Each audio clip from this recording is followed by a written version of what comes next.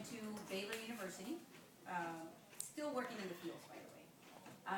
Baylor wasn't exactly, it's an Ivy League pretentious Southern Baptist University school. When I fell in love with it, because I was a member of the debate team in high school. And throughout, it was difficult for me to maintain, I was working in the fields, I worked part-time, I was going through high school, but I fell in love with this Ivy League, school image. Then I said, I want to go there. To me, it was like, like in the movies. I eventually got to Baylor. I graduated. Obstacles, that just popped up. I had a short story. My counselor, I've been so involved, they knew I was working, they knew that I was pretty, straight out pretty thin. And I went up to him so excited because our English board teacher told us, we're going to be applying, go take your school university entrance exam, your ACT or your SAT. I didn't know what that was. I went the last weekend to go take it, and guess what? I scored an 11. That's the lowest of the lowest that you're familiar with those grades. I went to the local university. I couldn't walk out of there with an application, by the way. It took another student who was the daughter, she was our head cheerleader, a good friend of mine, whose father sat, he was senior chair at the local university. She walked into that same classroom, walked out with an application. So something was wrong. I couldn't tell you then what was going on, but I eventually I went to the local university. I applied directly to Baylor, and guess what? I was accepted because I worked on so many campaigns. Aside from working in the fields, I've been, volunteering left and right. I was, the Boys and Girls Club, the YMCA back then. Got to Baylor, same thing. Started organizing. I volunteered for Habitat for Humanity.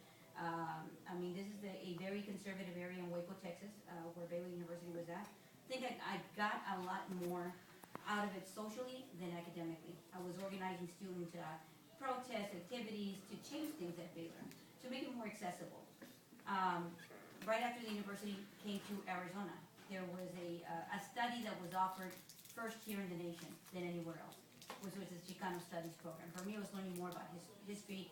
I was a political science. I got my degree, undergraduate degree in political science, pre-law. Student Congress, you name it, that has been the history of my involvement. When I got to Arizona, I experienced the culture clash. It was the dynamics were different than Arizona, any other place in the nation. So I found a niche for me here. There was a need for civic engagement on behalf of the community. Very apathetic, kind of. At least that was the perception of this community, this growing Latino community here. I still think of it as like a rural-like border town atmosphere, southwestern flavor. I never left. I stayed here. My passion is civic engagement. It's investing in human capital. When you talk about that global perspective, I've been involved in international civil rights, human rights issues. To me, it's not about partisanship. It's about the issues and how we deal with them, how we resolve our own issues, how we're inclusive of that. I'll never forget the feeling that I absolutely loved it while I was at Baylor University, still working in the fields, but it wasn't my economic status or my class status had nothing to do with what I could do with this. So that's I kind of gave my life to that. When you talk about that, the person that are willing to serve, I tend to agree and disagree with what you said. There are folks here that are very traditional. They run a campaign very traditional-like. Go stick with those issues. Go focus on the tax hikes or who does this. But really, and what I'm hoping that I offer and able to offer to the state legislature is the fact that I'm not new to the legislature. I've been on the other side, organizing folks,